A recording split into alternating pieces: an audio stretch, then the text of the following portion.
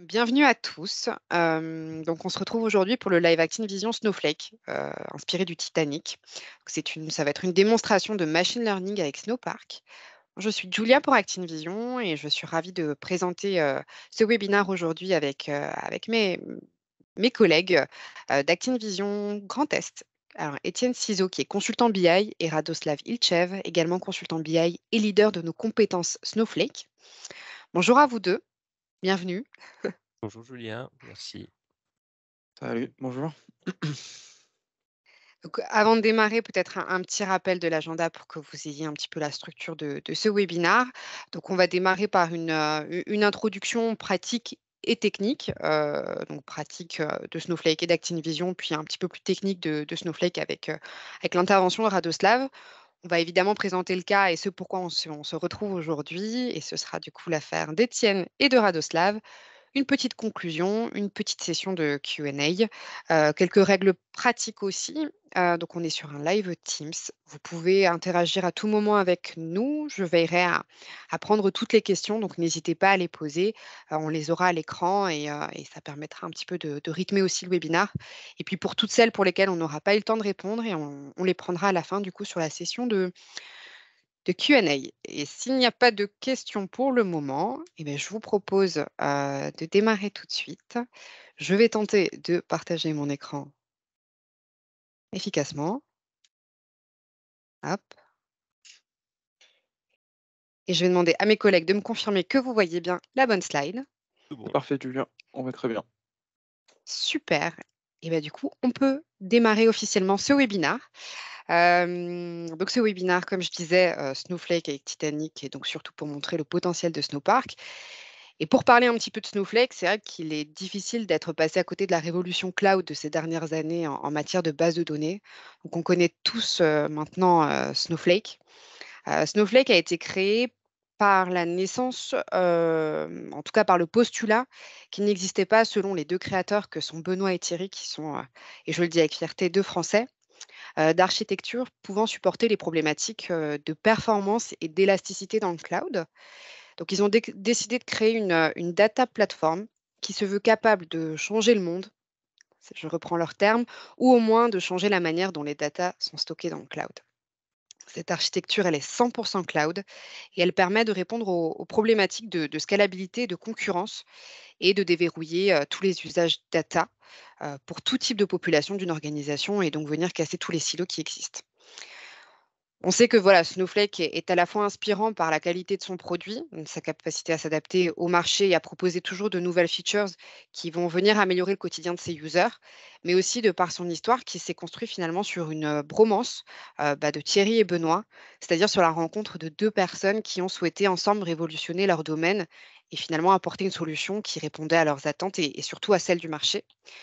Et si on fait un petit parallèle avec ActinVision, ben, on se rend compte que les débuts sont assez similaires, puisque elle se base finalement sur la même histoire. C'est 3 anciens collègues qui ont fait le choix en 2014, et un choix audacieux, de se retrouver ensemble, et de bâtir finalement une entreprise qui réunissait la vision et les valeurs qu'ils recherchaient dans le domaine, du conseil dans la data, avec pour leitmotiv suivant, et qui est resté encore aujourd'hui notre leitmotiv, c'est de révéler finalement le potentiel de nos clients en les accompagnant à bâtir un système d'analyse un système d'analyse de données qui se veut utile, utilisable et utilisé. Donc l'aventure dure maintenant depuis bientôt 10 ans, et on a construit du coup une expertise forte sur toute la chaîne de valeur de la data, comme vous pouvez le voir. Donc qui va aussi bien de l'intégration de la donnée au stockage, à la restitution, jusqu'à la partie un petit peu plus humaine de création de communautés, de formation, de montée en compétences des équipes. Et on est fiers aujourd'hui d'avoir pu accompagner de nombreux clients dans cette transition data et dans la réussite surtout de leurs projets. Cette expertise, elle se traduit aussi bien par nos champs de compétences, mais aussi par la construction finalement de partenariats très très forts avec les solutions leaders sur le marché, comme vous pouvez le voir sur la slide, et notamment du coup Snowflake, avec lequel nous sommes fièrement partenaires depuis 2018. On a à cœur aujourd'hui de continuer à développer notre expertise, aussi bien sur des sujets de conseil, de mise en place d'architecture, de développement, mais aussi sur différents cas d'usage tels que celui qu'on vous présente finalement aujourd'hui, avec un cas d'usage sur le machine learning et ça feature Snowpark sur Snowflake. Ma petite introduction un peu pratico-pratique est terminée. Je ne sais pas s'il y a des questions pour le moment. Je vais enlever ma petite slide pour voir s'il y en a. Il n'y en a pas. Du coup, je suis ravie de passer la main à Radoslav qui va vous présenter très très bien Snowflake. Très rapide. Merci Julien pour cette introduction. Je vais faire extrêmement rapide pour laisser la place à le cœur de notre présentation aujourd'hui. Je vous partage très rapidement mon écran pour évoquer, comme tu le disais très bien, effectivement, Snowflake, créé en 2012 seulement, dans l'objectif, dans l'objectif et l'inspiration des fondateurs, c'est de permettre, tous les usages data, pour tous les collaborateurs d'une entreprise. Ils avaient l'objectif de rompre tous les silos data, qui pourraient exister. Et ils ont imaginé une solution 100% cloud avec les ressources du cloud et ne cesse pas d'évoluer depuis. Donc pour arriver aujourd'hui, donc là on voit bien quelques étapes sur lesquelles globalement le domaine des plateformes data a évolué en partant du on-prem, en passant par du lake. Aujourd'hui, on peut fièrement parler de data cloud avec les solutions Snowflake qui permettent donc du coup d'avoir toutes les données, d'avoir un seul moteur d'exécution, qu'on ait de la donnée du coup gouverné, connecté globalement. C'est un service, donc du coup c'est une utilisation SaaS, mais également on est en capacité d'aller plus loin. Aujourd'hui, il se positionne également sur sur la partie data engineering, sur la partie programmabilité, sur la partie partage, enfin, un point très fort chez Snowflake aujourd'hui, c'est la partage de données avec le data sharing, le marketplace sur lequel on peut facilement acquérir de la donnée extérieure et enrichir la donnée data au sein des organisations. Voilà pour cette brève introduction. Pour ceux qui souhaitent connaître plus de la technologie Snowflake, n'hésitez pas à nous le dire, on pourrait en discuter un autre moment. Et du coup, bah, c'est vrai qu'on se pose tous la question puisque j'ai évoqué le mot Snowpark. Est-ce que tu peux nous en dire plus sur Snowpark? Oui, effectivement, avec grand plaisir. Effectivement, Snowpark s'inscrit dans la démarche programmabilité dont j'évoque, donc l'un des axes d'amélioration du produit Snowflake. Aujourd'hui, donc lancé déjà en 2021 avec deux langages que sont Java et Scala. 6 mois plus tard, donc ça a été annoncé en juin de cette année, c'était la capacité d'exécuter du Python du code Python sur les infrastructures un Snowflake. Donc du coup, une forte ambition de garder un seul et unique moteur, mais en capacité d'élargir de ce qu'on est capable de faire avec. Ils ont démarré avec SQL de manière très performante, Java Scala qui se greffe dessus. Aujourd'hui, on part de Python. Pourquoi c'est très important et pourquoi c'est innovant en rupture? Parce que du coup, ça ouvre la capacité d'adresser tous les usages autour de la data science et du machine learning. La plupart des data scientists aujourd'hui, manipulent énormément de Python, ils savent très bien s'en servir dans ces usages-là. Donc aujourd'hui, Snowflake nous offre la capacité de venir exécuter et complètement se baser sur les infrastructures Snowflake pour adresser ces usages-là à travers du Snowpark Python. Un Snowpark pour Python, Snowpark, c'est juste un data frame qui permet du coup de se connecter, d'établir une session et puis de réaliser donc du coup les manipulations au langage de notre choix, Python en conséquence. Euh, Parce que la question à laquelle ça répond globalement, c'est que les data scientists aujourd'hui, là, les freins qu'on peut voir à l'écran qui empêchent le développement et l'industrialisation d'un sujet de machine learning ou de data science, c'est 66% du temps va probablement être passé à juste préparer de la donnée, la trouver, la mettre à disposition. Alors que là, on peut bénéficier d'une solution gouvernée où la donnée est mise à disposition très facilement. On passe énormément de temps à établir nos modèles et encore plus de temps à les déployer, essayer de les industrialiser. Euh, donc Snowflake répond aujourd'hui à cette problématique-là en donnant la capacité de réunir en fait 3 personnes, enfin 3 rôles entre guillemets, au sein de la même plateforme et en leur donnant la capacité d'exécuter tout sur la même plateforme. Le data engineer qui va être en capacité d'amener de la donnée, de la travailler, de la transformer, de la mettre à disposition.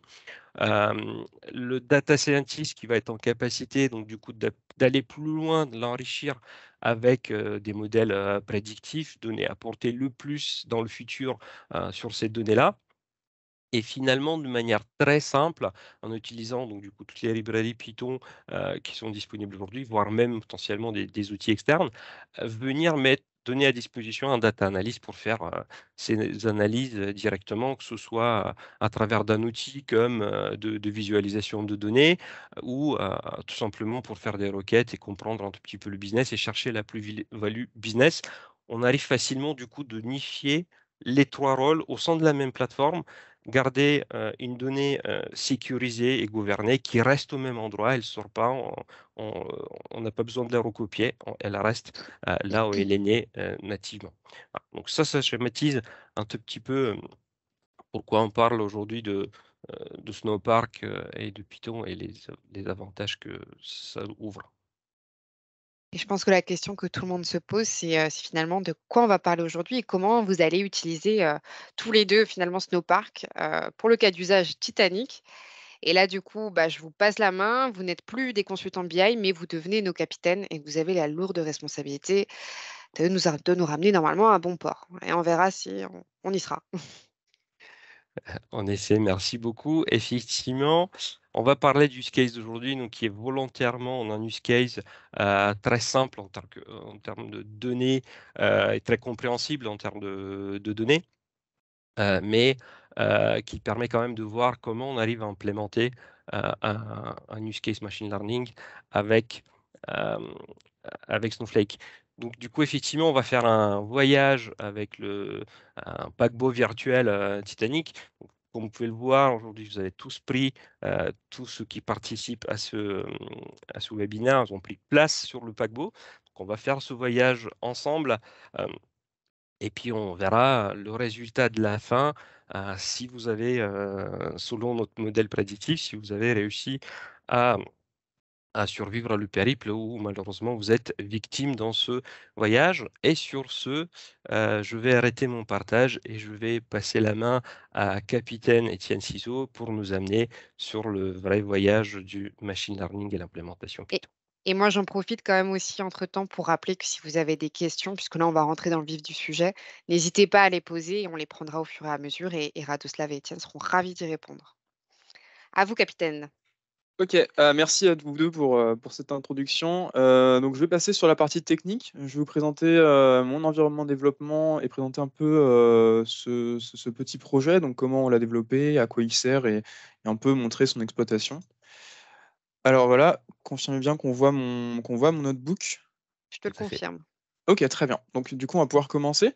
Donc, je vais commencer très rapidement par vous présenter mon environnement de développement. En fait, pour vous expliquer tout simplement que la plupart des gens qui travaillent en data science utilisent souvent ce genre d'interface qu'on appelle des notebooks. Le notebook, c'est un mélange entre du texte, comme vous voyez ici, et du code Python qu'on va pouvoir exécuter de manière successive. Donc, chaque petite case est un terminal en soi. On va l'exécuter successivement. L'idée, c'est de pouvoir accéder facilement à la transformation de la donnée, pouvoir faire des analyses un peu plus poussées et pouvoir avoir une sorte de storytelling de notre analyse. C'est assez intéressant pour ce genre de projet. Et ce que je veux présenter ici, c'est que l'idée de Snowpark, c'est pas de brider les possibilités du data scientist et du data engineer, c'est de vraiment utiliser les outils de la data science et les joindre avec les possibilités du cloud offert par Snowflake. Donc, je vais vous présenter déjà Snowpark. Snowpark, comme l'a dit Radoslav, c'est un framework qui a été introduit par Snowflake en 2021. Donc, d'abord en langage Scala et Java, mais surtout, et c'est le plus important, en juin 2022 sur Python. Donc, depuis juin, avec Radoslav, nous effectuons un grand nombre de tests et de cas d'usage pour essayer d'évaluer les possibilités qui nous sont offertes par cet outil. Donc elles sont évidemment très intéressantes puisque Python est le langage de prédilection dans tout ce qui est projet d'IA et de data science, hein. Les projets, par exemple, d'IA qui sont menés par Facebook ou Google sont en partie développés en Python. Sans aller bien sûr dans ce modèle qui ne sera pas aussi complexe, un de leurs modèles, hein, ce sera un modèle très simple, mais pour vous expliquer un peu le but de ce projet. D'abord, quels sont vraiment les avantages de Snowpark et pourquoi on utilise Snowpark aujourd'hui? Snowpark, ça nous permet de lier vraiment la versatilité du Python. En fait, Snowflake a fait un partenariat avec Anaconda qui est responsable d'un grand nombre qui offre la possibilité à des utilisateurs Python de bénéficier de bibliothèques Python très utiles. Donc, par exemple, on peut avoir accès à scikit-learn, Pandas ou NumPy, pour ne citer qu'elles, qui sont très utiles en data science. Également, les avantages natifs de Snowflake sont mis à profit par Snowpark, puisqu'on a accès à, comme l'a dit Radoslav, la gouvernance de la donnée, c'est-à-dire qu'on a un contrôle total de données, on a une garantie de sa protection, puisque tout sera exécuté au sein d'un même cloud, qui est le cloud de Snowflake. Évidemment, comme on a une solution cloud, on a accès à la scalabilité, qu'elle soit verticale ou horizontale. On peut vraiment avoir une augmentation des performances aux besoins de l'entreprise. Et on a également accès à un nombre des ressources calcul qui sont pas illimitées, mais qui sont très importantes et beaucoup plus importantes que sur un ordinateur personnel. Et surtout, et l'aspect sur lequel on va revenir et on va insister, c'est que Snowpark, ça nous permet de lier en fait les travaux des data scientists avec ceux des data analysts. C'est-à-dire que le problème, et comme l'a expliqué Radoslav, c'est vraiment l'espèce de plafond de verre de la data science, c'est que il est parfois très compliqué d'exploiter un modèle mis en place par un data scientist parce qu'on n'a pas forcément l'idée de comment on va l'utiliser, on ne comprend pas forcément la complexité mathématique derrière. Donc l'idée de ce projet, c'est de vous montrer que j'ai créé un algo, et un algo de prédiction de machine learning. Je vais le mettre à disposition de quelqu'un qui va pouvoir l'utiliser très facilement sans avoir à manipuler du Python ou sans avoir à comprendre ce que cet algo fait. Il va juste l'utiliser comme si c'était un produit, comme une fonction SQL par exemple. Donc voilà.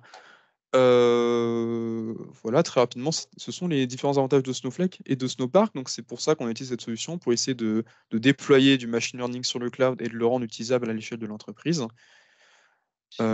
Étienne, si tu permets, donc, du coup, Oui, si tu permets, juste pour schématiser, donc là, du coup, on tire le bénéfice du coup de toutes les bibliothèques Anaconda qui sont mises à disposition, l'utilisation du coup de même moteur Snowflake qui exécute du SQL ou du Python, donc même moteur. euh, et du coup, la facilité de mise à disposition, on lie tous ces éléments-là ensemble au sein de la plateforme Snowflake. Merci. voilà. Donc effectivement, ça permet de lier vraiment toutes ces compétences au sein d'un même environnement. Donc très rapidement, je vais vous présenter le pipeline. Donc pipeline, quand je dis pipeline, c'est la suite des étapes, des grandes étapes de ce projet. Quel est le travail qu'on va effectuer dans ce petit projet? Alors, il y aura trois étapes qui seront l'entraînement et la conception de notre algorithme, son stockage et ensuite son utilisation par un utilisateur final. Donc trois étapes. En ce qui concerne l'entraînement et la conception, on va utiliser ce qu'on appelle un jeu de données d'entraînement. Donc, ce sera des données dont on connaît déjà la classification. Le but, ce sera d'utiliser ces données pour calibrer les paramètres de notre algorithme. Donc, on va faire ça grâce à une procédure. En fait, on va transformer notre procédure Python en une procédure SQL qui sera appelable sur le serveur. Donc, c'est ce que vous voyez ici. SPROC, c'est procédure stockée en SQL. L'idée ensuite, la deuxième étape, ce sera de stocker ce modèle dans un stage. Un stage, c'est une structure de données dédiée à la sauvegarde d'éléments importants. Donc, on va sérialiser ce modèle et le sauvegarder pour pouvoir le charger et utiliser plus tard. Et enfin, on va déployer ce qu'on appelle une UDF. Une UDF, c'est une User Defined Function en SQL, une fonction utilisateur qui va nous permettre d'utiliser ce modèle-là, qui est stocké dans le stage, pour faire des prédictions. Et en fait, c'est cette fonction utilisateur qu'on va fournir à un data analyst, par exemple, pour qu'il puisse l'utiliser dans ses outils de visualisation. Donc, par exemple, Radoslav, quand il va vous montrer les résultats de cet algorithme dans son tableau, en vérité, c'est cette UDF qu'il utilise et jamais il n'a manipulé mon code, la procédure stockée ou toute complexité Python derrière. Et Donc juste une voilà. petite parenthèse à ajouter, la procédure stockée dans ce contexte-là va permettre du coup de faire toutes les étapes, toutes les différentes étapes itératives pour préparer nos données, entraîner notre modèle, le future engineering, l'entraînement du modèle. Normalement, tout ça, ça peut être rentré comme des étapes dans une procédure stockée ou plusieurs. Et donc, on peut utiliser toute la richesse du code Python quand on définit cette procédure. Voilà. Donc effectivement, oui, on va pouvoir manipuler justement nos jeux de données avec Pandas pour pouvoir faire des opérations qui sont bien plus pratiques qu'en SQL, par exemple. Comme en ce qui concerne le comblement de données ou la normalisation, c'est des choses qui sont immédiates avec Pandas et scikit-learn. Donc on va rentrer dans le vif du sujet. Je vais commencer à procéder au développement ou du moins à l'exécution des cellules que j'ai pré-remplies. Donc, première étape importante, on va importer des bibliothèques. Donc ça peut paraître simplet, mais je veux juste montrer les bibliothèques que je vais utiliser dans ce projet. Donc on aura Snowpark principalement, des bibliothèques utiles, hein. Je ne vais pas rentrer dans les détails, mais principalement, et c'est sur ça que je veux insister, on aura scikit-learn qu'on va utiliser pour tout ce qui est transformation, data engineering et instanciation du modèle. Pandas pour la manipulation des données. Seaborn, peut-être si on a le temps dans une partie ultérieure pour montrer un peu l'utilisation des métriques et l'évaluation du modèle. Et voilà, et c'est toutes ces bibliothèques-là que je vais pouvoir utiliser ici et que je vais également pouvoir utiliser sur Snowflake quand j'aurai déployé mon modèle. Voilà. Donc, première étape, évidemment, on veut pouvoir manipuler des données qui sont. Donc, je précise, j'ai aucune donnée pour l'instant sur mon ordinateur pour l'entraînement ou pour le modèle. Je vais tout utiliser depuis notre instance Snowflake. Donc, c'est pour ça que c'est intéressant de se connecter déjà à notre instance Snowflake si on veut commencer à travailler. Voilà. Donc là, mes credentials sont dans un JSON que je vais évidemment pas vous montrer pour des raisons de confidentialité. Vous pouvez utiliser également des gestionnaires de mots de passe ou des clés sécurisées. C'est tout à fait possible. Voilà, pour vous montrer que je suis bien connecté, je vais juste faire cette petite opération. Voilà, donc ce que j'ai fait ici, c'est que je me suis connecté à une table, la train table, la table d'entraînement qu'on voyait dans le pipeline plus haut, qui va servir à calibrer notre algorithme. Et j'ai affiché les 5 premières lignes ici. Première subtilité sur laquelle je vais insister, c'est que on a deux types de data frames qui sont mis en évidence ici. On a la session pointable, c'est-à-dire qu'on on va utiliser notre session Snowpark et se connecter à une table, une table de notre instance. Donc là, ça c'est un objet distant. À partir du moment où je veux faire des manipulations locales et je veux télécharger la donnée pour moi pouvoir entraîner un modèle et le déployer derrière, pour juste faire des petits tests, on peut utiliser la méthode toPandas pour télécharger les données. Évidemment, quand vous passez en production, évitez d'utiliser cette méthode-là parce que ça implique des mouvements hors serveur Snowflake. C'est pas forcément ce qu'on veut si on veut une gouvernance totale de la donnée. Mais dans un but de développement, quand on veut juste travailler sur des données et essayer de comprendre comment ça marche, c'est important de les rapatrier et de faire quelques tests. Donc voilà, je peux juste vous montrer peut-être le type pour voir. Donc on a vraiment le data frame Pandas et la table qui sont deux types de structures de données un peu différents. Et voilà, et je vais. Oui, Rado. Je voulais juste revenir un tout petit peu sur le mode d'utilisation en fait des deux possibilités, parce qu'effectivement on a la première solution, qui est d'utiliser le data frame. Quand on utilise le data frame, globalement ce qui va se passer, et Étienne va le montrer tout de suite après, c'est qu'on va déléguer, on va générer du code SQL qui va s'exécuter sur les infrastructures Snowflake en SQL et du coup naturellement bénéficier de toute la scalabilité de l'engine Snowflake qu'on connaît déjà bien. Et au contrario, quand on utilise le data frame Pandas, du coup la donnée remonte en RAM et va être facilement utilisable de cette manière-là. Il y a juste deux endroits différents sur lesquels on va réellement manipuler la donnée selon les usages qu'on veut faire. Voilà. Et donc, du coup, je vais vous montrer peut-être ce qui se passe quand on exécute une commande Snowpark. Donc là, mettons que je me connecte à la table train table et je veux juste afficher le nombre de lignes. Donc, je peux faire une méthode df.count. Ce type de méthode-là, si vous avez déjà manipulé des frameworks comme PySpark, c'est familier, effectivement. Snowpark se base en partie sur PySpark. Donc, vous avez des commandes qui seront similaires, ne serait-ce que count, group by ou ce genre de petites méthodes. Pour vous montrer effectivement que la commande count a bien été envoyée. Donc là, j'ai mis une capture d'écran, mais je peux vous montrer en direct si vous voulez. Voilà. Donc cette commande-là qui vient d'être envoyée, en vérité, quand j'ai fait un point count, Snowpark a automatiquement généré une requête count qui m'a envoyé à mon IDE derrière. Donc là, vous voyez que c'est pas moi qui l'ai généré, c'est Python Snowpark qui a fait ce petit travail pour moi. Donc voilà, je peux faire la même chose pour Tastable, même si c'est pas forcément très intéressant. Et là, on va rentrer vraiment dans la partie développement de l'algorithme. Donc, vous expliquer les étapes qu'on a fait et quel algorithme on a choisi. Donc, comme l'a expliqué Radoslav, le but de l'exercice, c'est de prédire la survie ou non d'un passager.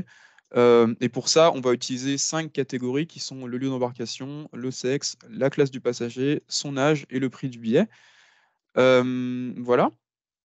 Donc, je vais juste faire ces petites colonnes-là.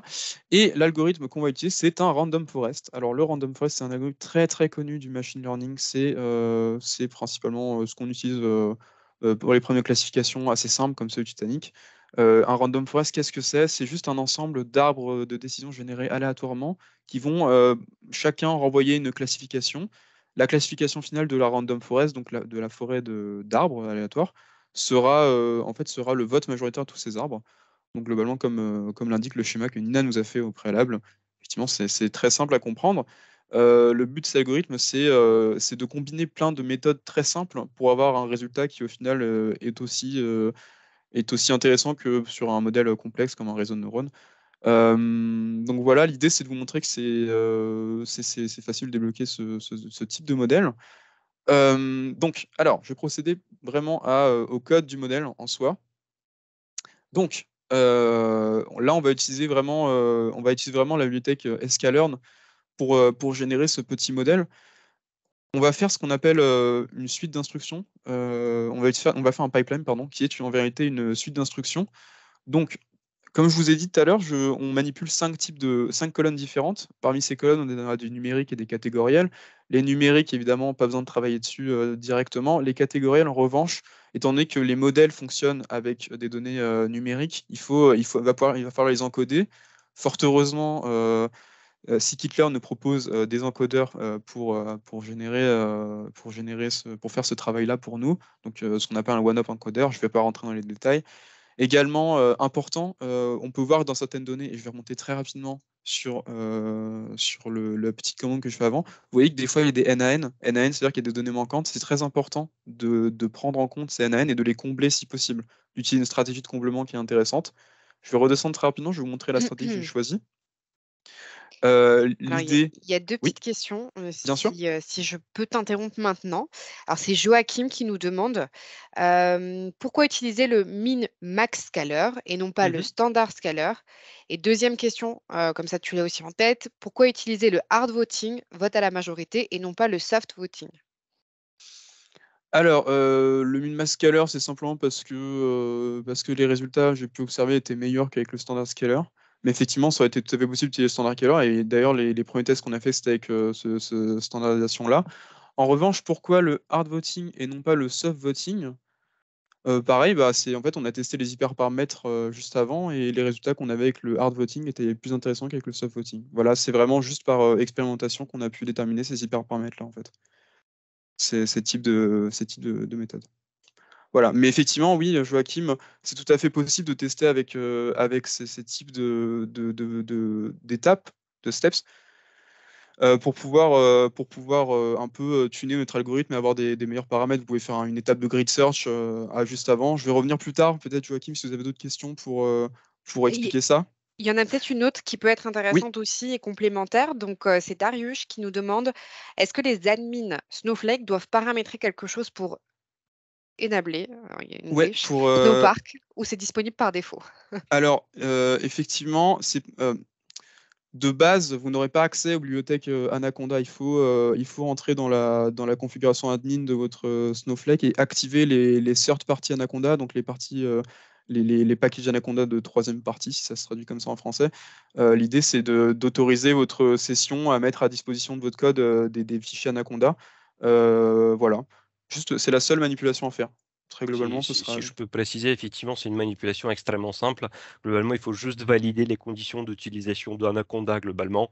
On se connecte en tant qu'admin, on va sur le billing, dans son site, on valide juste la capacité de utiliser les third party Anaconda et ça s'arrête là. Il n'y a pas d'install ou de. Voilà, tout ça, c'est piloté par les sandbox Anaconda mis à disposition par Snowflake. Voilà, donc mis à part cette petite case à cocher et le pip install Snowpark que vous aurez à faire pour juste avoir la bibliothèque Python sur votre ordinateur, c'est les seuls installs. Après, si vous avez déjà toute votre stack data science à disposition, ce sera immédiat. Donc rapidement, du coup, je vous ai expliqué qu'il y a la transformation des données à faire. Et juste après cette transformation, c'est important d'instancier notre algorithme. Donc on le fait avec un random forest. Les hyperparamètres qu'on a trouvés ici, c'est pareil, c'est à la fois le fruit d'une recherche bibliographique qu'on a fait au préalable et des tests que j'ai pu mener aussi pour un peu et déterminer lesquels étaient les meilleurs. Donc voilà, donc on va fit un peu juste ce pipeline-là. Et voilà, donc on a ce petit schéma pour vraiment vous expliquer ce qui se passe un peu. Donc on travaille sur nos différentes colonnes et ensuite on entraîne notre classifier. Donc voilà. Oui, Rado. Si je peux juste récapituler, c'est effectivement, tu as montré un petit aperçu d'une exploration de données euh, qu'on peut réaliser tout en étant connecté sur des tables Snowflake. Donc là, tu es allé plus loin, donc là, on est plutôt sur le future engineering euh, par la suite pour réaliser cette étape-là. Et donc, du coup, on arrive à l'étape modèle, donc avec le classifier, juste pour dire qu'on est en capacité de couvrir les différentes étapes tout en restant connecté à Snowflake et tout en exécutant du coup par la suite notre code sur les instances Snowflake. Oui. Parce que effectivement, comme l'a dit Radoslav, là pour l'instant, c'est un modèle qui est tout à fait local. L'intérêt de ce modèle-là, c'est de le créer d'abord sur votre ordinateur pour ensuite l'envoyer. Mais il n'est pas question de l'entraîner ici et de déployer le modèle déjà entraîné là-bas. C'est pas le but de l'exercice. Ce qu'on veut ici, c'est vraiment déployer un pipeline, donc une suite d'étapes que Snowflake va pouvoir utiliser pour pouvoir entraîner directement sur ces instances. Donc, j'ai créé un modèle local. Maintenant, mettons que je veuille pouvoir l'entraîner directement sur Snowflake. Donc là, je vais passer à la deuxième étape du modèle, c'est-à-dire son stockage et son utilisation. Alors, donc là, je vais exécuter ce petit truc pour pouvoir sauvegarder le fichier. Je vais créer un stage que j'ai appelé modèle Titanic. Voilà, donc dans lequel je vais mettre mes différentes, s'il veut bien. Bah alors, voilà, c'est bon. Ok, tout Les va bien. aléas du direct. Non, les aléas du direct, pardon. Et donc voilà, et là du coup, on va rentrer dans ce que j'appelais tout à l'heure la procédure stockée. Donc la procédure stockée, c'est une suite d'étapes pour réaliser l'entraînement. Donc cette procédure stockée, elle aura comme nom train Titanic. Et en fait, elle se base sur une fonction Python. Donc cette fonction Python, qu'est-ce qu'elle fait? En fait, elle récupère du coup une table d'entraînement, elle sépare les colonnes en ce qu'on veut prédire, donc survived, ce qu'on utilise pour prédire X. Elle procède à l'entraînement en utilisant la fonction train que j'ai définie juste avant. Et elle va sauvegarder le fichier après avec la fonction de sauvegarde que j'ai définie juste avant aussi. Et l'idée après, c'est qu'une fois que la procédure est faite et l'entraînement est effectué, on aura ce petit retour qui nous sera fait pour nous dire qu'on a bien réussi à générer notre entraînement. Important, vous voyez ici, il y a une partie de code qu'on appelle un décorateur. Un décorateur, c'est juste une petite méta-information pour préciser le fonctionnement de notre train en dessous, de notre fonction train Titanic. Donc ça précise l'information que Snowflake va recevoir pour stocker notre procédure stockée. L'idée, c'est de définir déjà le nom de la procédure stockée sur Snowflake, donc ce sera train Titanic également. Le lieu de stockage, c'est modèle Titanic, enfin, qui est le même stage que je viens de créer juste avant. Et important, et c'est là où Darius posait la question, c'est que effectivement, pour faire cette commande-là, package égale avec les noms des packages que vous avez besoin d'activer Anaconda.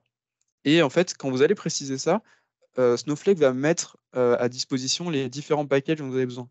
Parce que de base, vous avez un grand nombre de packages. Si vous voulez, je pourrais vous montrer après la liste du repo Anaconda officiel de Snowflake. L'idée, c'est de préciser à Snowflake de charger ces packages-là de la même manière que vous feriez un import en Python pour pouvoir les utiliser directement. Donc là, j'avais besoin de scikit-learn pour modifier mes données, faire du feature engineering et créer mon modèle. Pandas pour avoir une structure de données efficace. Et Cloud Pickle, c'est pour serialiser le modèle.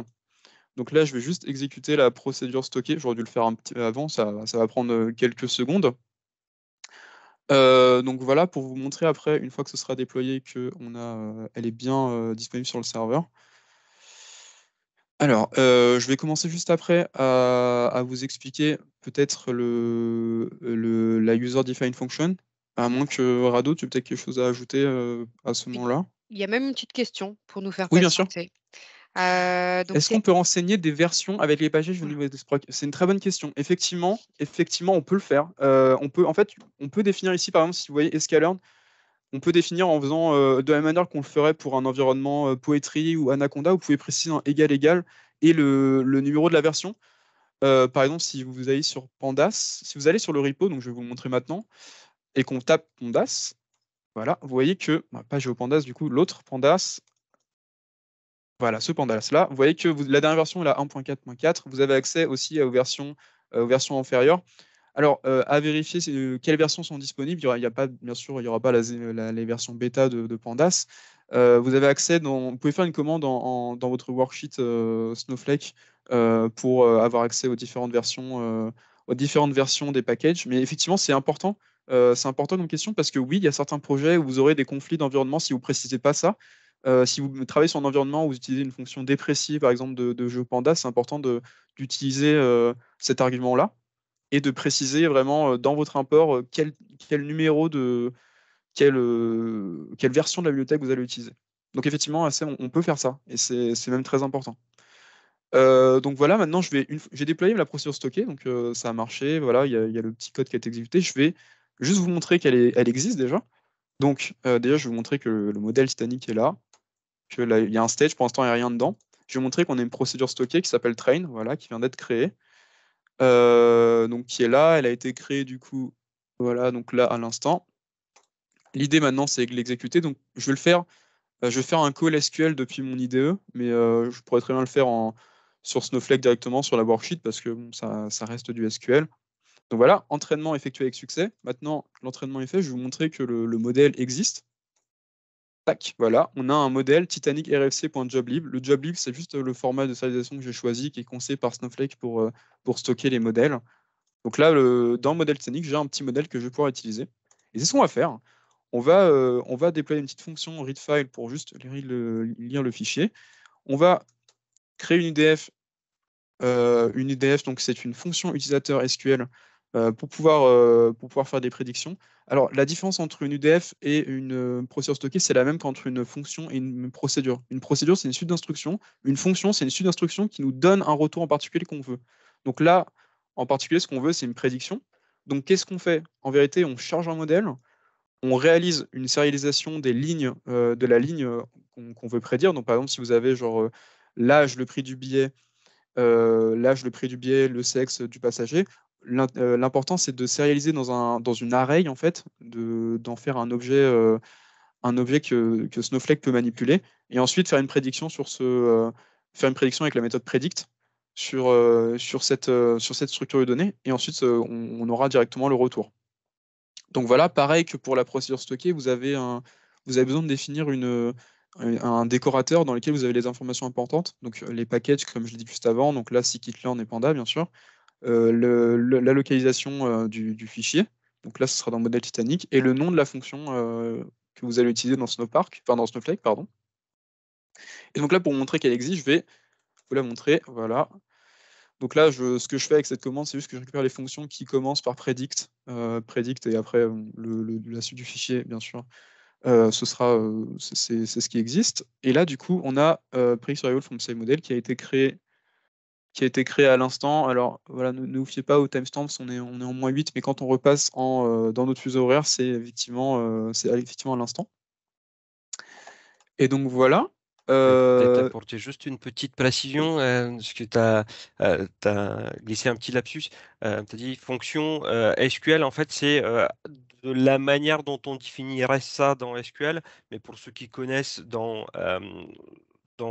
Snowflake, les procédures stockées, notamment les fonctions, on est en capacité de les implémenter pas qu'en SQL, mais également historiquement par JavaScript, plus récemment encore au Java. Là, c'est un exemple, finalement, la fonction et la procédure stockée vont être codées en Python, excusez-moi. Voilà. Donc effectivement, langage Python, très Langage Python. intéressant à préciser.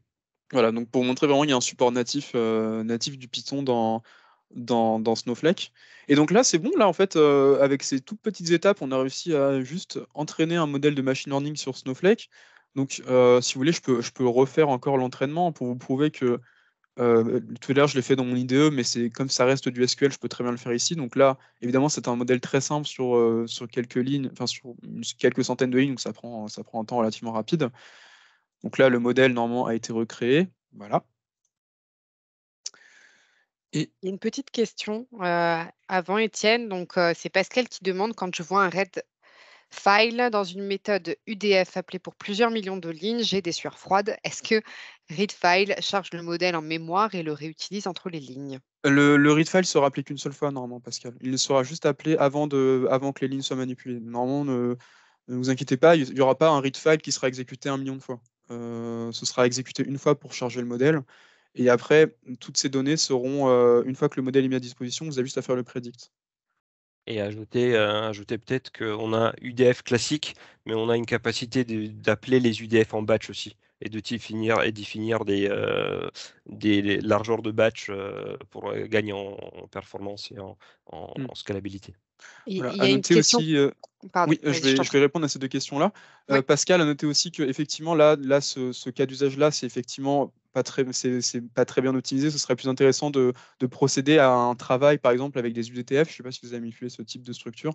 C'est tout à fait possible de générer aussi des UDTF pour travailler plus efficacement et également faire un travail des vectorized UDF pour avoir vraiment un gain en performance qui est très important.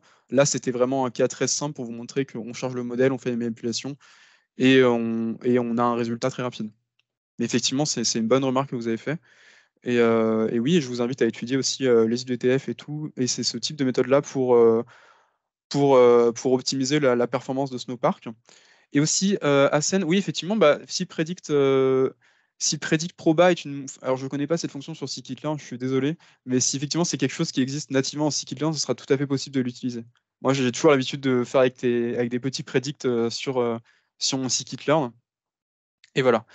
Donc, j'espère que j'ai répondu à vos 2 questions. Je vais juste maintenant vous prouver que ça marche. Donc, tout simplement, je vais juste faire une petite prédiction sur ma table d'entraînement en espérant qu'il n'y ait pas un problème. Voilà, bon, très bien. Très bien. Alors, du coup, qu'est-ce qu'on a fait? En fait, là, ce qu'on a fait, c'est qu'on a juste lu la table d'entraînement. Alors, si, du coup, attendez, juste un petit souci de. Ah, si, c'est bon, ok. Très bien. Du coup, l'idée, c'est on a chargé les différentes tables, les différentes lignes de la table d'entraînement. On a Survive, qui est la classification de base de l'entraînement, et on a Predicted, qui est la classification de sortie de l'algorithme. Donc, vous voyez que globalement, c'est les mêmes choses, les mêmes résultats que dans le jeu d'entraînement. Évidemment, on a des différences parce que si c'était exactement la même chose, on aurait un algorithme qui est complètement overfit et c'est pas du tout ce qu'on veut. C'est tout à fait possible de faire des évaluations avec des métriques comme l'accuracy, le F1 score et le recall, par exemple, pour essayer un peu d'évaluer si votre algorithme est efficace ou s'il ne overfit pas ou voilà, avoir un peu l'évolution de votre algorithme. Ça, c'est peut-être une partie qu'on vous montrera après si vous avez des questions. Là, je vais juste vous montrer peut-être, justement, si Rado me le permet, peut-être prédire la survie des passagers du Titanic, du live. Vas-y, on y aura l'image. D'ailleurs, on va le savoir, le moment tant Là, on va le attendu. savoir. En fait, alors, ce que je veux vous montrer ici, c'est que maintenant que j'ai mis à disposition ces fonctions d'entraînement et d'utilisation, mettons, je me mets dans la peau d'un data analyst qui a une nouvelle table qui n'a rien à voir avec mon jeu d'entraînement, de validation et de test, et que je veux réaliser des prédictions pour des besoins de reporting, par exemple. Eh bien, il suffit de me connecter à cette table et d'appeler cette fonction, puisque effectivement, maintenant, c'est juste une fonction SQL tout à fait classique. Donc, je peux juste l'exécuter. Donc là, évidemment, vous avez vu que mon modèle me renvoie des 0 et des 1. J'ai mis un petit case pour que ce soit plus lisible à lire. Donc, j'ai mis si vous avez survécu, si vous avez 1, vous avez survécu, donc vous aurez un petit smiley. Smiley. Un petit smiley. Si vous êtes mort, bon, bah, vous avez un smiley triste. Donc, on va regarder. Julia, est-ce que tu es morte? Alors, Vraiment, je suis tout en haut. Hein. Julia, t'es tout en haut. Attends. Achat. Achat. Attends, non, t'es tout en bas parce que c'est là. Je voulais achat. Et là, tu es morte. Désolé. Ça Et j'ai arrive. quel âge? Ah, Là, tu as généré 22 ans. 22 ans. Ah oui, aussi, pourquoi je lui demande ça, c'est que du coup, comme on vous a demandé pour vous inscrire votre nom, prénom, bon, le sexe, on a pu le deviner à partir de votre prénom. Les autres informations, on n'a évidemment pas data miné vos différents profils. On a généré l'âge aléatoirement, le prix du billet pareil, la classe du passager et le lieu d'embarquement que j'utilise pour la classification, on les a générés aussi aléatoirement. Voilà, juste pour vous montrer on peut faire ces prédictions-là, mais juste pour vous rassurer, on ne s'est pas amusé à fouiller partout sur Internet pour trouver vos informations. Donc voilà, on mettra peut-être à disposition ce CSV si ça vous intéresse. Mais voilà, mais du coup, je vais repasser la main à Rado qui va vous montrer comment on peut utiliser ces résultats pour un besoin de reporting, donc dans sa petite visualisation Titanic qu'il a fait juste avant. Voilà. Moi, je sais que je suis déjà sous l'eau. Donc Désolé, je vais, hop, j'arrête mon partage. Voilà. désolé effectivement pour ton naufrage, Julia. Alors du coup, effectivement, je repartage mon écran avec ce que je vous ai montré tout à l'heure. Donc, au début, on était tous bien vivants et sur le bateau. Donc, on va voir comment va se présenter ça pour nous après. Donc, voilà, donc du coup, on a le résultat de l'exercice visible là. Il y a un bon nombre de personnes, donc on a un taux de survie plutôt très intéressant. On est à peu près à 50%. Un certain nombre de personnes qui ont réussi à mettre la main sur un bateau de sauvetage.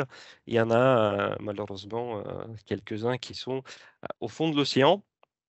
Oui. Malheureusement, Désolé je- Joachim, moi malheureusement je vous ai généré. Encore vous auriez pu être classe 3, hein. Ça aurait pu être très très rapide pour vous. Mais oui, malheureusement, le jeu de Titanic a ce problème-là qu'il est relativement biaisé vis-à-vis des hommes et des classes.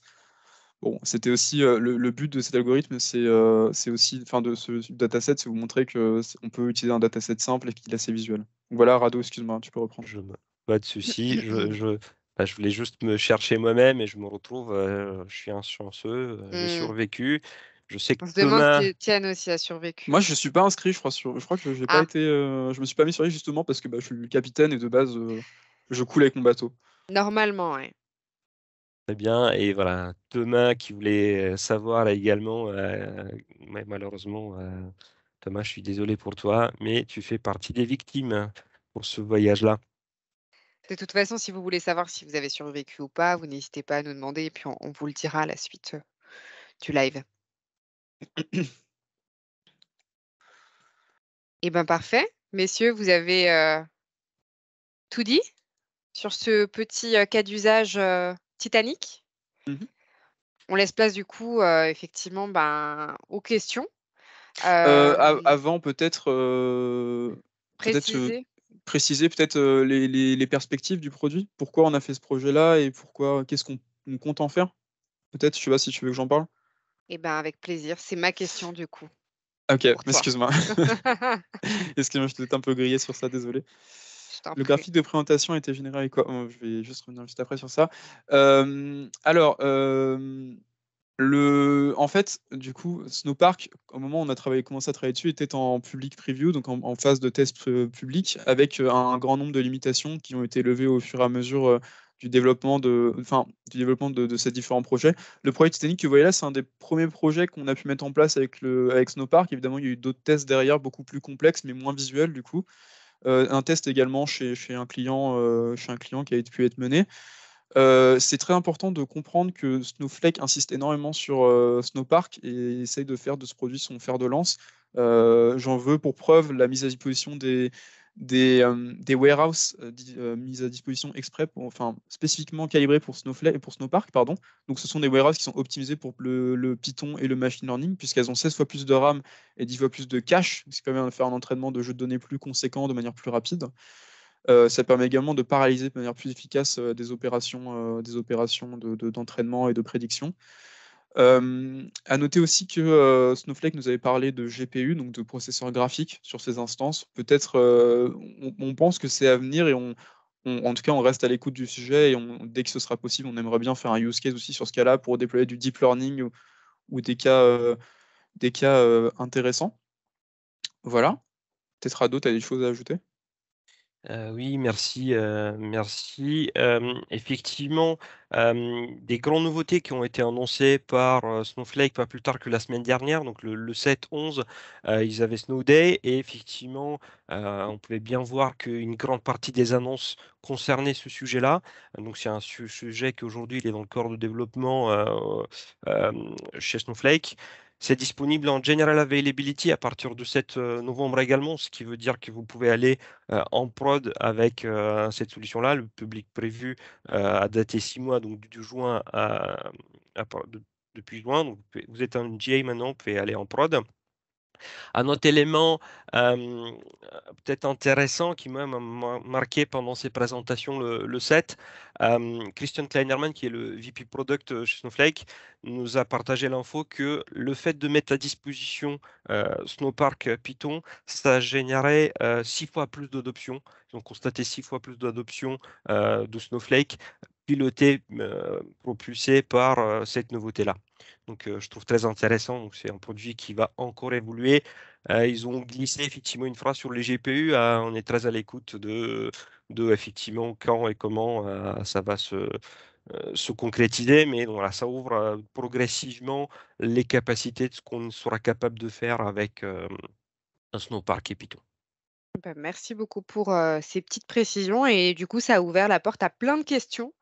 On a Pascal qui nous demande le graphique de présentation a été généré avec quoi? Interface comprise.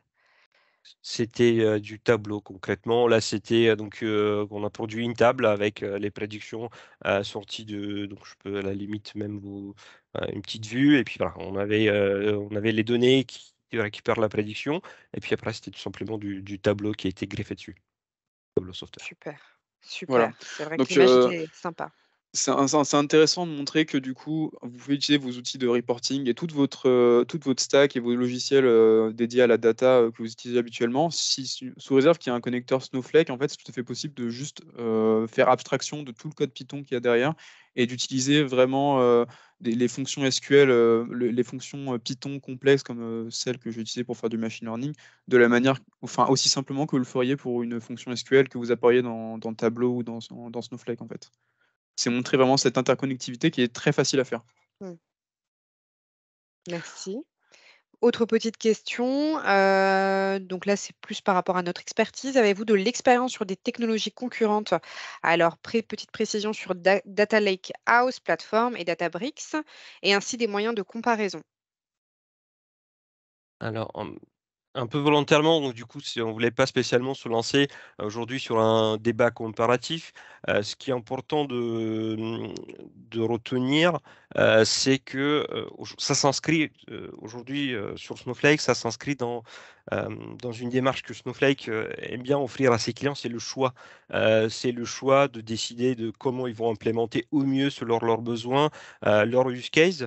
Donc du coup, ils élargissent les capacités de Snowflake pour adresser également ces usages-là. Après, hein, l'objectif de ce webinaire-là, c'était pas de dire que c'était donc ça s'adapte selon vos usages. Sachez aussi que typiquement, ils sont également partenaires avec beaucoup de solutions. Je pense notamment à Dataiku, par exemple, aujourd'hui, qui va offrir des fonctionnalités de push-down sur certains usages pour bénéficier de la puissance Snowflake.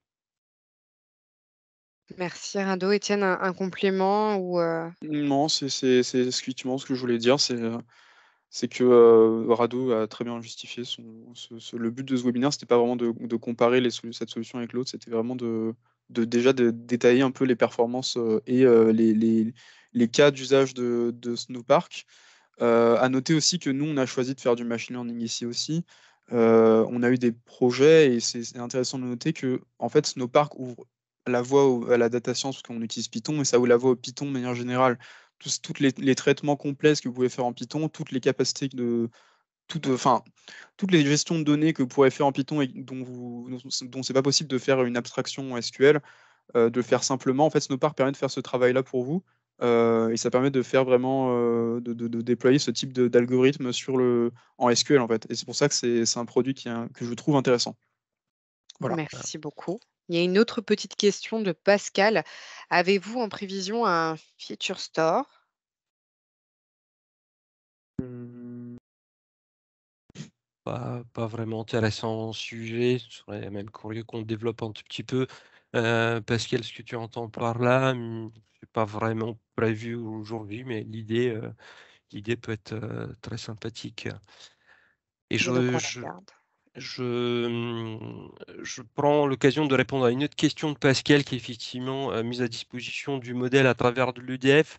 Ce qui était peut-être intéressant à apercevoir dans la démo d'Étienne, c'était que on a déposé un modèle qu'on a nommé, puis on l'a déposé sous forme de fichier. Donc il y a d'autres manières de faire. On peut imbriquer la procédure stockée d'entraînement et le UDF directement, mais on a cette capacité aussi de déposer, ce qui veut dire que on peut déposer des versions de notre modèle, sans parler de dev et de recettes et de prod. En termes d'environnement, ça c'est tout à fait possible déjà, mais également on est en capacité de faire plusieurs modèles et pour maîtriser l'impact sur le def, de choisir le bon en procédant à des validations en amont.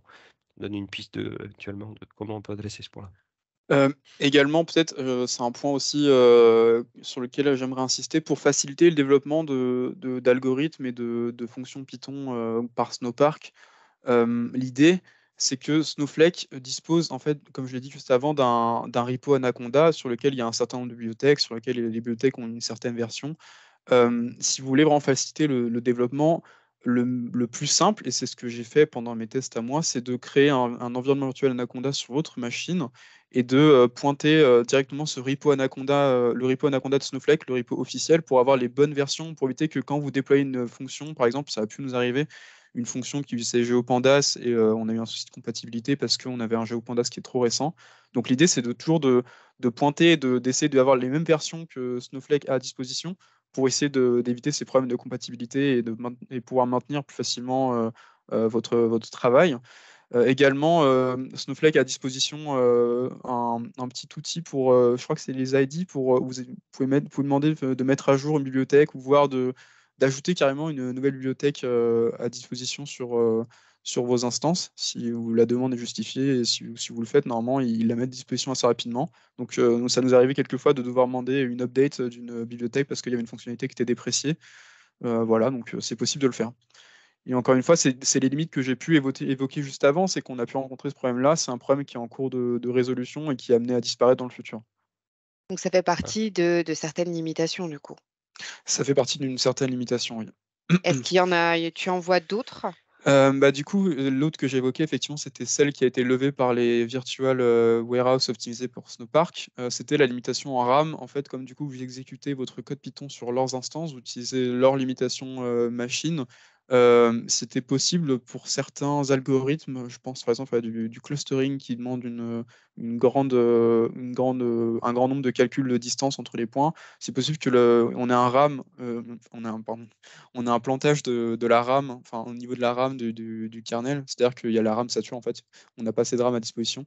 C'était possible avant ce genre de petites erreurs. Bon, maintenant c'est plus le cas évidemment. Quand on a 16 fois plus de RAM qu'est-ce qu'il y avait déjà, je pense que c'est largement suffisant pour des tests, pour des algorithmes de machine learning, même les plus complexes. Donc voilà, et puis même au besoin, vous pouvez augmenter la taille de votre warehouse maintenant. Voilà. Ok, merci beaucoup. Ça, c'est effectivement un aspect très important. Effectivement, comme c'était les mêmes, initialement, c'était exactement les mêmes warehouses qui, par destination, initialement, ils étaient destinés à faire du SQL, donc pas gourmand RAM. Et on a pu rencontrer effectivement ce problème-là. C'est exactement à quoi répond donc les Snowpark Optimized Warehouse, hein, donc pour donner le vrai nom, qui sont spécifiés pour ces usages-là. Effectivement, ça démarre à partir du M. Donc là, du coup, ils sont un tout petit peu plus volumineux. Il faut les payer un tout petit peu plus cher. Ça démarre à partir du M. Et un M, il coûte 6 crédits plutôt que les 4 crédits sur le pendant historique. Donc un M standard, donc warehouse standard en M, il coûte 4 crédits. Le M en Snowpark Optimized, il coûte 6, donc un tout petit peu plus. Mais Étienne, reviendras peut-être dessus. Mais ce qui est intéressant, donc là je parlais un tout petit peu de nombre de crédits, du coup, ce qui est intéressant peut-être de savoir, c'est que finalement, par nos expériences, le coût que ça engendre, pour l'instant, ne paraît très raisonnable. Il faut voir selon les cas d'usage, mais globalement, les entraînements se passent plutôt très rapidement. Donc, un modèle, vous n'allez pas le réentraîner 50 000 fois dans la journée non plus. Si on prend un cas d'exemple où on réentraînerait un ou deux fois par jour un modèle, supposons que ça prend une dizaine de minutes, donc là, ça reste très raisonnable. Après, le nombre d'inférences, c'est vraiment les nombres d'inférences qui vont piloter la consommation, à voir à quelle fréquence on les fait, est-ce qu'on est en capacité de les faire en batch et ou est-ce qu'on le fait en continu, avec quelle taille de ressources. Mais globalement, ça reste très maîtrisable. Et ce qu'il faut retenir aussi, ça reste sur le mode de facturation classique de Snowflake, c'est-à-dire que vous instanciez une ressource pour répondre à un usage. Vous allez facturer uniquement quand cette ressource est utilisée. Facturer encore une fois, après la première minute indivisible, facturer à la seconde. Je Voilà. pense qu'on peut terminer sur une dernière question, puisque là, on arrive au bout du webinaire. Mais du coup, Pascal nous demande si on a déjà entraîné un modèle packagé avec MLflow et déployé ailleurs que sur Snowflake. Et ce sera, je pense, la Euh, question de la fin. Non, désolé Pascal, j'ai pas eu l'occasion de le faire encore, mais je vais m'intéresser à la question. Moi, j'ai surtout travaillé dans ma carrière sur des modèles que je déployais justement sur Notebook et qu'on avait du mal à les passer en prod. Mais MLflow, c'est quelque chose où je me suis intéressé un peu de loin, mais peut-être on y jettera un œil pour essayer de voir un peu ce que ça peut donner. Voilà. Et le Notebook Titanic, ça, à scène, on va falloir voir avec. On va essayer peut-être de mettre à disposition une version, mais je ne vous garantis rien. Ça va dépendre un peu de ce qu'on peut sortir ou pas. Par Mais contre, on peut facilement aiguiller Ascend sur Snowflake je me garde le point, met à disposition des starter kits, notamment si vous connaissez peut-être. Donc il y a un starter kit qui traite. Donc ça a été revisité différemment, mais il y a un starter kit qui est mis à disposition par Snowflake, euh, qui est très facile à utiliser. Je vais essayer encore qu'on est en live, de vous glisser le lien. Super. Eh ben, merci Rado. Voilà qui conclut finalement notre live ActineVision sur Snowflake et Snowpark. Nous espérons que cette session a répondu à vos attentes et à toutes vos questions. Sachez que si vous avez plus de questions, il ne faudra pas hésiter à nous contacter, alors via le site internet ou via LinkedIn. Je pense que vous pouvez facilement nous retrouver et on se fera un plaisir d'y répondre. Merci en tout cas à l'équipe technique, à Étienne et Radoslav qui nous ont fait une belle présentation. Bien que je sois morte, je reconnais que c'était une belle présentation. Je ne suis pas rancunière. Donc voilà, merci à vous. Et bien sûr, merci à vous tous pour votre présence et participation aujourd'hui, même une participation active avec toutes vos questions. Donc, merci beaucoup et dans l'attente de vous retrouver finalement dans un autre live. Et donc, c'est avec plaisir. Donc, je suis Julia Achat d'ActineVision. Il ne faudra pas hésiter à nous contacter. Et d'ici là, je vous souhaite une très bonne journée. Je vous dis à très vite. Bonne journée à Merci beaucoup. tous. bonne journée Merci à tous. beaucoup à tous. Donc là, j'ai repêché le lien, je le poste dans le chat rapidement. Euh, et grand merci à tous ceux qui étaient avec Voilà. nous aujourd'hui. Et du coup, juste si vous n'êtes pas parti, ce Quick Start vous permet de générer un premier environnement Anaconda pour justement gérer ce problème de dépendance dont je parlais avant. Ça vous permet un peu de commencer, mettre le pied à l'étrier pour développer des premiers algorithmes. Voilà. Super. Donc C'était le intéressez-vous à mot de la ça. fin. Si vous voulez faire des petits projets Snowflake pour votre entreprise, n'hésitez pas à aller là-dessus. C'est beaucoup plus simple que quand moi j'ai commencé où il y avait la documentation était très lacunaire. Maintenant, c'est très très bien documenté. Et surtout, n'hésitez pas à me demander si vous avez besoin d'aide. Bien sûr, si vous avez besoin d'aide, n'hésitez pas à nous Je faire part serais de ravi votre de faire un demande. projet avec vous dessus. Exactement. C'est une belle conclusion. Bonne journée à tous et merci encore.